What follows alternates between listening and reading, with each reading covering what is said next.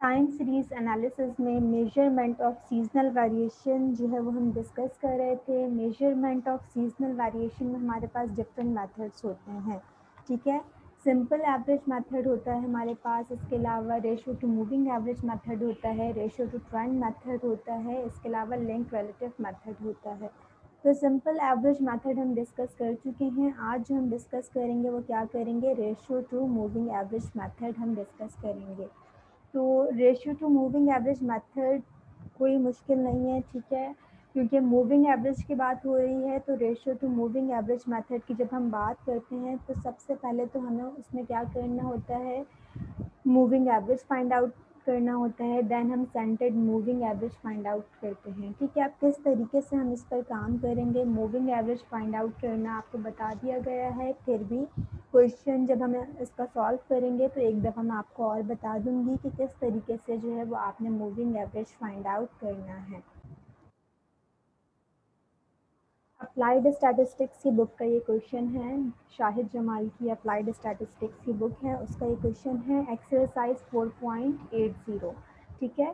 Seasonal indexes आपने यहाँ पर फाइंड आउट करनी है by ratio to moving average method. Previous question में हमने क्या किया था, प्रीवियस लेक्चर में हमने सिंपल एवरेज मेथड से जो है वो सीजनल इंडेक्सेस फाइंड आउट किए थे, ठीक है। तो वहाँ पर भी मैंने आपको बताया था कि आपके पास क्वार्टर्स में भी डाटा हो सकता है, मंथली डाटा भी हो सकता है, ठीक है। तो क्वार्टर्स डाटा, क्वार्टरली डाटा जब आपके पास होगा तो आप किस तरीके से जो है वो चेक करोगे, मीन्स का टोटल आपके पास 400 के इक्वल आना चाहिए, और अगर मंथली डाटा है तो उसके एवरेजेस का टोटल आपके पास 1200 के इक्वल आना चाहिए। ये सब बातें मैंने बताई थी, तो उन तमाम बातों को आपने अपने जहन में रखना है, ठीक है। तो क्वार्टर्स में हमारे पास डाटा गिवन है, ठीक है, डिफरेंट ईयर्स आपके पास यहाँ पर हैं। तो जब आप ratio to moving average method से जो है वो फाइंडिंग करोगे तो सबसे पहले जो है वो मैंने अपने ईयर्स को जो है वो कॉलम बना लिया यहाँ पर एक, ठीक है।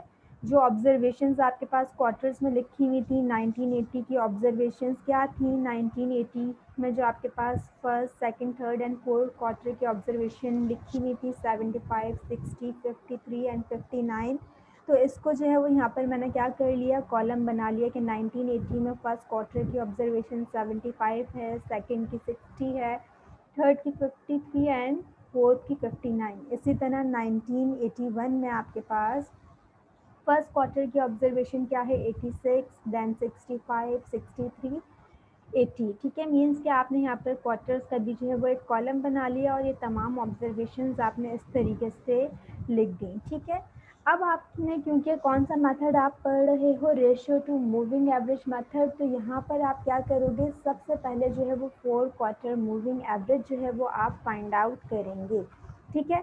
तो 4 क्वार्टर, क्यों 4 क्वार्टर मैं बोल रही हूँ, अगर मंथ्स होता तो मैं बोलती 4 मंथ्स मूविंग एवरेज आप फाइंड आउट करोगे, ठीक है। तो यहाँ पर जो है वो आपके पास क्या है, क्वार्टरली डाटा है, आप जो है 4 क्वार्टर मूविंग एवरेज जो है वो यहाँ पर क्या करोगे, फाइंड आउट करोगे। किस तरीके से जो है वो आप फाइंड आउट करोगे, आपको मूविंग एवरेज फाइंड आउट करना बता दिया गया है। मूविंग एवरेज आप जब 4 quarter moving average find out करोगे तो आपने इन फर्स्ट 4 ऑब्जर्वेशन को क्या किया, ऐड किया, देन 4 से आपने क्या करवा दिया, 4 से आप क्या करवा दोगे, डिवाइड करवा दोगे। क्यों, क्योंकि आप 4 क्वार्टर मूविंग एवरेज जो है वो फाइंड आउट कर रहे हो। तो जब आप 4 quarter moving average find out करोगे, आपको मैंने बताया था कि आपने जो है वो वैल्यूज़ कहाँ पर लिखनी है, सेंटर में हम लिखते हैं मूविंग एवरेज। जब भी हम फाइंड आउट करते हैं तो हम सेंटर्स में जो है वो क्या लिखते हैं, वैल्यूज़ को लिखते हैं, ठीक है। 4 क्वार्टर मूविंग एवरेज आप फाइंड आउट कर रहे हो, आपने इन तमाम 4 ऑब्जर्वेशन को क्या किया, प्लस करवाया, 4 से डिवाइड करवाया, तो आपके पास यहाँ पर क्या ऑब्जर्वेशन आ जाएंगी, 61.75। मैंने आप लोगों को पहले भी बताया था कि जब भी आपने जो है वो काम करना है, मूविंग एवरेज का काम करना है, तो आप ब्लैंक पेज पर करना, ठीक है। या अगर जो है वो आप लाइंस वाले पेज पर भी कर रहे हो तो एक एक लाइन छोड़कर जो है वो काम करना, तो आपको जो है वो फाइंड आउट करना ईजी हो जाएगा कि किस तरीके से आपने एवरेजेस जो है वो सेंटर में लिखने हैं, ठीक है। क्योंकि जब हमारे पास जो है वो ऑड नंबर ऑफ ऑब्जर्वेशन होती हैं तो वहाँ पर हमें मिडिल वैल्यू, सेंटर वैल्यू आसानी से मिल जाती है। तो इवेंट डाटा में लाइनिंग वाले पेज पर जो है वो लिखना थोड़ा सा मुश्किल हो जाता है, लिख सकते हो लेकिन आपने जो है वो ध्यान से लिखना है, ठीक है। तो मूविंग एवरेज आप किस तरीके से फाइंड आउट करते हो, इन फर्स्ट 4 ऑब्जर्वेशन का जो है वो आपने एवरेज फाइंड आउट किया, 4 ऑब्जर्वेशन को प्लस किया, 75 प्लस 60 प्लस 53 प्लस 59, 4 से क्या करवा दिया आपने इसको डिवाइड करवा दिया, ठीक है। अब आप फर्स्ट ऑब्जर्वेशन को ड्रॉप कर दोगे, नेक्स्ट 4 ऑब्जर्वेशन को आप क्या करोगे, सम अप करोगे, that is 60 plus 53 plus 59 plus 86 और इसको किससे डिवाइड करवा दोगे, इसको आप डिवाइड करवा दोगे 4 से, ठीक है। तो आपके पास यहाँ पर क्या वैल्यू आ जाएगी, 64.5, ठीक है। 1 डेसिमल प्लेसेस तक अब मैं यहाँ पर लूँगी। अब आपने जो है वो इस वैल्यू को ड्रॉप कर दिया, नेक्स्ट वैल्यू से जो है आपने नेक्स्ट 4 ऑब्जर्वेशंस ली और इनको आपने ऐड किया, 4 से क्या करवा दोगे, अब इन नेक्स्ट 4 ऑब्जर्वेशन को डिवाइड करवा दोगे, ठीक है। तो नेक्स्ट ऑब्जर्वेशन जो है वो आपके पास क्या आ जाएगी, 65.7।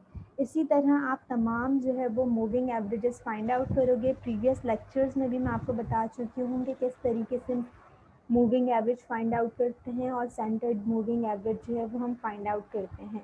यहाँ पर अगर आप नोट करो तो ये जो आपके पास क्वेश्चन में वाई ऑब्जर्वेशन है, यहाँ पर मैंने क्या लिखा हुआ है, T multiplied by C multiplied by S multiplied by I, ठीक है। क्यों लिखा हुआ है, क्योंकि स्टार्टिंग में मैंने आपको बताया था कि टाइम सीरीज मॉडल में हमारे पास जो है ये मल्टीप्लिकेटिव मॉडल होता है, हमारे पास टाइम सीरीज का एडिटिव मॉडल भी होता है, मल्टीप्लिकेटिव मॉडल भी होता है, लेकिन ज़्यादातर जो है वो क्या यूज़ होता है, मल्टीप्लिकेटिव मॉडल जो है वो यूज़ होता है। तो टाइम सीरीज डाटा में जो है वो ये चारों कंपोनेंट्स, ये हमारे पास कंपोनेंट्स हैं टाइम सीरीज के। ये फर्स्ट आपके पास सिक्यूलर ट्रेंड को शो करता है, ये साइक्लिकल वेरिएशन को शो करता है, ये सीजनल वेरिएशन को शो करता है और ये किसको शो करता है, आई इरेगुलर वेरिएशन या एक्सीडेंटल वेरिएशन को शो करता है। तो ये जो वाई हमारे पास ऑब्जर्वेशन गिवन होती हैं जो क्वेश्चन में, तो ये आपके पास इसमें ये कंपोनेंट्स क्या होते हैं, मौजूद होते हैं, ये हमारे पास टाइम सीरीज का क्या होता है, मॉडल होता है, ठीक है। तो इसी तरीके से आप क्या करोगे, इन तमाम ऑब्जर्वेशंस का मूविंग एवरेज फाइंड आउट करोगे। अब जब आप next moving average find out करोगे तो इस ऑब्जर्वेशंस को आप ड्रॉप कर दोगे और नेक्स्ट 4 ऑब्जर्वेशन का क्या लोगे, आप मूविंग एवरेज जो है वो फाइंड आउट करोगे। इसी तरह जो है वो आपने तमाम 4 quarters moving averages find out कर लिए, ठीक है। किस तरीके से फाइंड आउट किए आपने, ये 4 year moving average find out किया, 4 क्वार्टर मूविंग एवरेज फर्स्ट, फिर इस वैल्यू को ड्रॉप किया, ठीक है। एक एक वैल्यू को आप ड्रॉप करते गए, नेक्स्ट 4 वैल्यूज को सम करके 4 से डिवाइड किया, आपके पास ये मूविंग एवरेजेस आ गए, ठीक है। तो जो भी आप एवरेज लिखोगे वो क्या लिखोगे, सेंटर में लिखोगे। जब आपने इस 4 ऑब्जर्वेशन का क्या लिया, एवरेज लिया, तो आपने इसका एवरेज इसके सेंटर में लिखना है, ठीक है। इसी तरह जब आपने इन 4 ऑब्जर्वेशन का जो है वो एवरेज लिया तो आपने इसका एवरेज इसके सेंटर में लिखना है, ठीक है। इसी तरह आप जो जो एवरेजेस फाइंड आउट करोगे सेंटर में जो है वो आप उसका एवरेज जो है वो लिखोगे। अब आपने 4 quarter moving average find out कर लिया, देन आपने क्या करना है, 4 क्वार्टर सेंटर्ड मूविंग एवरेज जो है वो फाइंड आउट करना है, ठीक है। तो centred moving average find out किस तरीके से करोगे आप, आपने 4 quarter moving average find out किया हुआ है, अब आपने क्या किया, इन दोनों ऑब्जर्वेशन को प्लस किया, 2 से क्या करवा दिया, डिवाइड करवा दिया, इसके सेंटर में आपने इसका ये एवरेज लिख दिया, ठीक है। देन आपने क्या किया, फर्स्ट ऑब्जर्वेशन को ड्रॉप किया, नेक्स्ट 2 ऑब्जर्वेशन को आपने प्लस किया, 2 से डिवाइड करवा दिया, तो आपके पास क्या आ गया, 65.1। इसी तरह अब आपने इस ऑब्जर्वेशन को ड्रॉप किया और नेक्स्ट 2 ऑब्जर्वेशन का जो है वो क्या लिया, एवरेज लिया, इसके सेंटर में इसका एवरेज लिख दिया, डेट इज 66.9। इसी तरीके से आपने जो है वो तमाम एवरेजेस जो है वो फाइंड आउट कर लिए, ठीक है। अब आप देख सकते हो जितने भी एवरेजेस हमने फाइंड आउट किए हैं सेंटर्ड मूविंग एवरेज, वो हमने उनकी वैल्यूज कहाँ पर लिखी हैं, सेंटर में लिखी हैं, जितने भी एवरेजेस फाइंड आउट किए हैं, ठीक है।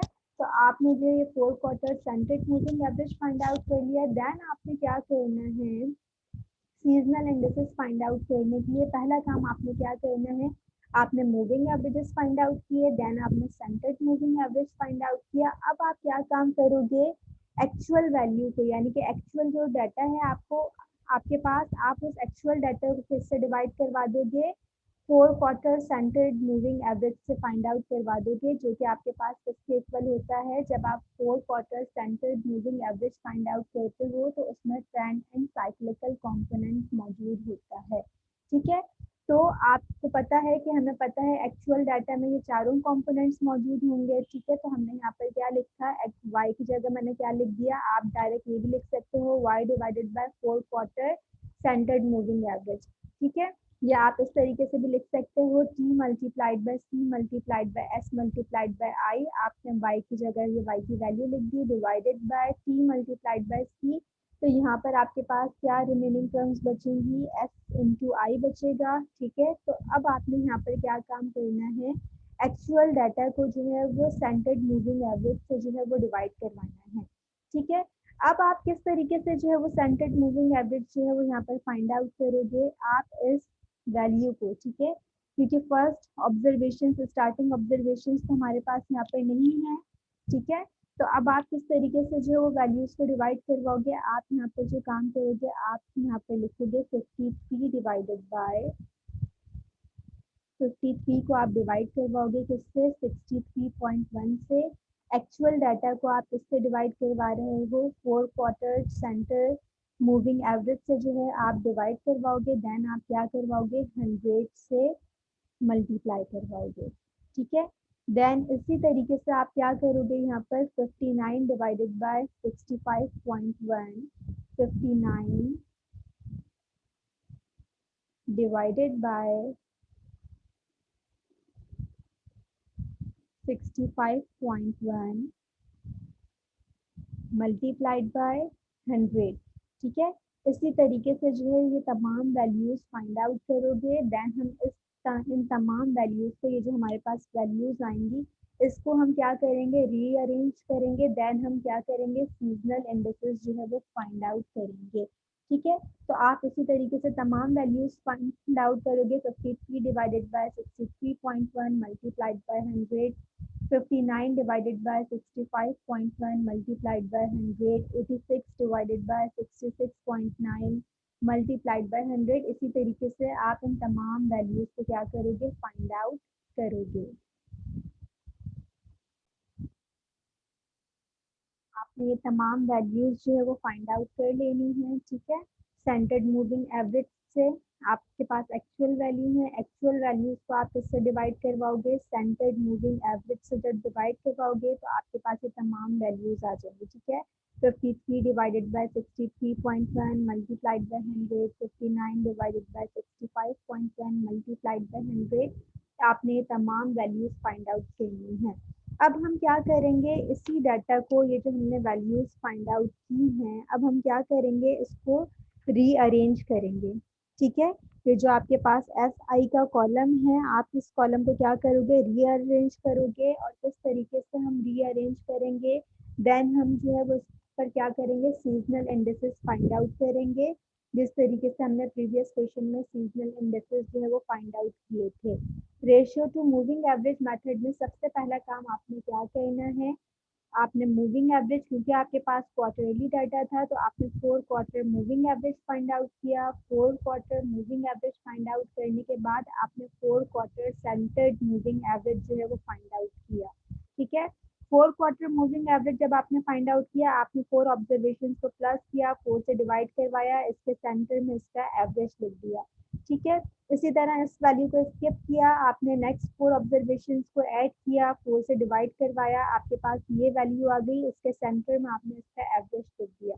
इसी तरह आपने तमाम जो है वो 4 quarter moving averages find out कर लिए। उसके बाद आपने क्या किया, centred moving average find out किया। किस तरीके से फाइंड आउट किया, ये जो 4 क्वार्टर मूविंग एवरेज आपके पास थे, फाइंड आउट किए हुए थे आपने आपने क्या किया, इन दोनों एवरेजेस को क्या किया, प्लस किया, 2 से डिवाइड करवाया, इसके सेंटर में जो है वो आपने इसका एवरेज लिख दिया। ठीक है, इसी तरह नेक्स्ट 2 ऑब्जर्वेशंस को आपने प्लस किया, डिवाइड करवाया 2 से, इसके मिडिल में आपने क्या लिख दिया, इसका एवरेज फाइंड आउट किया। उसके बाद आपने एक्चुअल डाटा को जो है वो किससे डिवाइड करवाया, एक्चुअल डाटा को आपने स्टैंडर्ड मूविंग एवरेज से डिवाइड करवाया, जो कि आपके पास जब आप इसको कैंसिल आउट कर दोगे एक्चुअल डाटा को स्टैंडर्ड मूविंग एवरेज से, तो आपके पास क्या कौन सा कॉलम आ रहा है, ये एस आई का कॉलम आ रहा है। अब इस एस आई के कॉलम को हम क्या करेंगे, रीअरेंज करेंगे सीजनल इंडिसेस फाइंड आउट करने के लिए।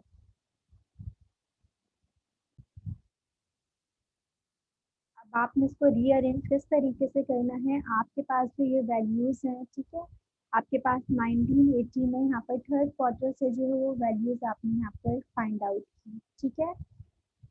अब जब आपने वैल्यूज फाइंड आउट की तो आपने किस तरीके से लिखा, आपने यहाँ पर ईयर्स लिखे, क्वार्टर्स लिखे, और यहाँ पर जो आपने ये वैल्यूज फाइंड आउट की है एसआई का जो कॉलम आपने बनाया है, आप इसको जो है वो अरेंज करके लिखोगे किस तरीके से कि 1980 के थर्ड क्वार्टर में आपके पास क्या वैल्यू थी 83.9, 1980 के फोर्थ क्वार्टर में आपके पास क्या वैल्यू थी 90.6, इसी तरह 1981 के फर्स्ट क्वार्टर में आपके पास क्या वैल्यू आ रही है 128.5, ठीक है, 128.5। आपने इस तरीके से जो है इस डाटा को रीअरेंज करना है। 1981 के क्वार्टर टू में आपके पास क्या वैल्यू आ रही है, जो आपने यहाँ पर वैल्यूज फाइंड आउट की है, दैट इज 91.8। 1981 के थर्ड क्वार्टर में आपके पास क्या वैल्यू आ रही है 85.1। आपने इस तरीके से जो है इस डाटा को अरेंज करके लिखना है। देन आप क्या करोगे, सीजनल इंडिसेस जो है वो क्या करोगे, फाइंड आउट करोगे। इसी तरह 1981 के फोर्थ क्वार्टर में हमारे पास वैल्यू क्या आ रही है 106 पॉइंट। बहुत आसान सा मेथड है, कोई इतना मुश्किल मेथड नहीं है। सिर्फ आपने जो है वो क्या करना है, सबसे पहले अगर आपके पास क्वार्टरली डाटा गिवन है, आपने 4 quarter moving average find out करना है, then 4 quarter centred moving average find out करना है। इस मॉडल से आपने कंफ्यूज नहीं होना, ये जो मैंने लिखा है y equals to T into C into S into I, ये हमारे पास टाइम सीरीज का मॉडल है, जो हमारे पास एक्चुअल मॉडल होता है, मल्टीप्लिकेटिव मॉडल है। तो ये एक्चुअल डाटा है क्योंकि हमारे पास, तो इसमें हमारे पास ये कंपोनेंट्स मौजूद होते हैं, ठीक है। तो जब हम centred moving average find out करेंगे तो आपके पास वो किसके इक्वल होता है, टी इंटू सी के इक्वल होता है। आपने ये वैल्यूज किस तरीके से फाइंड आउट की, एक्चुअल वैल्यू को डिवाइड करवा दिया सेंटर्ड मूविंग एवरेज से, तो आपके पास जब ये कैंसिल आउट होगा तो एस आई का कॉलम आपके पास जो आएगा, इसको आपने रीअरेंज करके लिखना है। इसी तरह 1982 के फर्स्ट क्वार्टर में आपके पास जो वैल्यू आ रही है वो आपके पास क्या आ रही है 117.4। 1982 के सेकंड क्वार्टर में हमारे पास वैल्यू क्या आ रही है 92.7। इसी तरह थर्ड क्वार्टर में हमारे पास वैल्यू आ रही है 83.1, 104.4।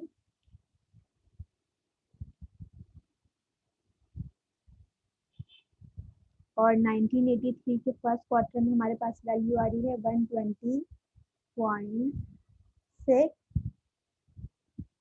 इसी तरह सेकंड क्वार्टर में वैल्यू क्या आ रही है 92.0, ठीक है। यहाँ लास्ट वैल्यू हमारे पास खत्म हो गई, ठीक है। अब आपने क्या करना है, यहाँ पर जो आपने वैल्यूज लिखनी है, आपने कॉलम वाइज जो है क्या लेना है, इन वैल्यूज का एवरेज लेना है, ठीक है। किस तरीके से आप जो है इनका मीन फाइंड आउट करोगे, इन तीनों वैल्यूज को प्लस करवाओगे, नंबर ऑफ ऑब्जर्वेशन से डिवाइड करवा दोगे, तो नंबर ऑफ ऑब्जर्वेशन आपके पास यहाँ पर कितनी है, 3 ऑब्जर्वेशन है। तो आप किस तरीके से काम करोगे, 128.5 प्लस 117.4 प्लस 120.6, और इन तीनों ऑब्जर्वेशन को आप डिवाइड करवा दोगे किससे, 3 से जो है वो आप डिवाइड करवा दोगे। तो आपने तमाम क्वार्टर्स के जो है वो एवरेजेस फाइंड आउट कर लिए। अब एवरेजेस फाइंड आउट करने के बाद आपने क्या काम करना है, जो मैंने आपको सिंपल एवरेज मेथड में भी बताया था और क्वेश्चन के स्टार्ट में भी मैंने आपको बताया था कि आपने जो है अगर आपके पास क्वार्टरली एवरेजेस का सम जो है वो 400 के इक्वल ना आए तो हम एडजस्टेड करेक्शन फैक्टर से जो है वो हर मीन को क्या करेंगे, मल्टीप्लाई करवाएंगे। ठीक है, जो कि सिंपल एवरेज मेथड में भी मैंने आपको बताया था कि अगर क्वार्टरली डाटा है आपके पास तो एवरेजेस का टोटल जो है वो किसके इक्वल आना चाहिए, 400 के इक्वल आना चाहिए। और अगर आपके पास मंथली डाटा है तो आपके पास एवरेजेस का सम जो है वो किसके इक्वल आना चाहिए, 1200 के इक्वल आना चाहिए। ठीक है, तो यहाँ पर जब हमने इन तमाम हर क्वार्टर्स का जो है वो हमने एवरेज फाइंड आउट किया, तीनों ऑब्जर्वेशन को प्लस किया, 3 से डिवाइड करवाया, तीनों ऑब्जर्वेशन को प्लस किया, नंबर ऑफ ऑब्जर्वेशन यानी कि 3 से हमने डिवाइड करवाया। ठीक है, क्योंकि आपके पास यहाँ पर 3 नंबर ऑफ ऑब्जर्वेशन है तो मीन का फॉर्मूला क्या होता है आपके पास, summation x divided by n. N आपके पास क्या होता है, नंबर ऑफ ऑब्जर्वेशन। आपने मीन फाइंड आउट किया, देन आपने चेक किया कि जो आपने क्वार्टर्स का एवरेज फाइंड आउट किया है ये 400 के इक्वल आ रहा है या नहीं आ रहा। ठीक है, तो हमारे पास जो है यहाँ पर ये 400 के इक्वल नहीं आ रहा, तो अब हम क्या करेंगे, हर एवरेज को जो है वो मल्टीप्लाई करवाएंगे करेक्शन फैक्टर से, जिसका फॉर्मूला मैंने आपको सिंपल एवरेज मेथड जब करवा रही थी उसमें बताया था कि किसके इक्वल होता है, correction factor 400 divided by total of all quarterly averages. ठीक है, और इसी तरह अगर आपके पास मंथली डाटा होगा तो आपके पास क्या होता है फॉर्मूला, करेक्शन फैक्टर का 1200 divided by total of all monthly averages.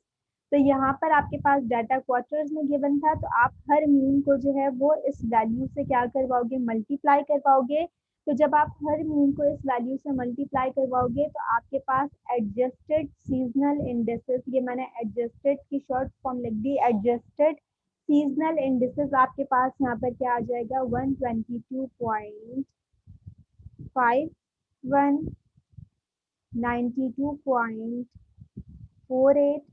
आप हर एवरेज को किससे मल्टीप्लाई करवाओगे, ये जो मैंने लिखा हुआ है mean multiplied by 400 divided by total of all quarterly averages. ठीक है, तो आपके पास ये वैल्यूज आ जाएंगी 92.48,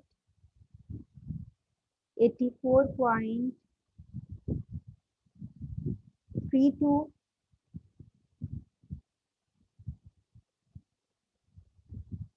100.68।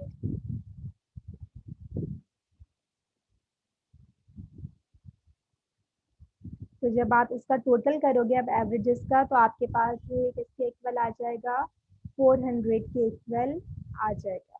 ठीक है, तो ये आपने क्या फाइंड आउट किए, सीजनल इंडेक्सेस फाइंड आउट किए by method of ratio to moving average.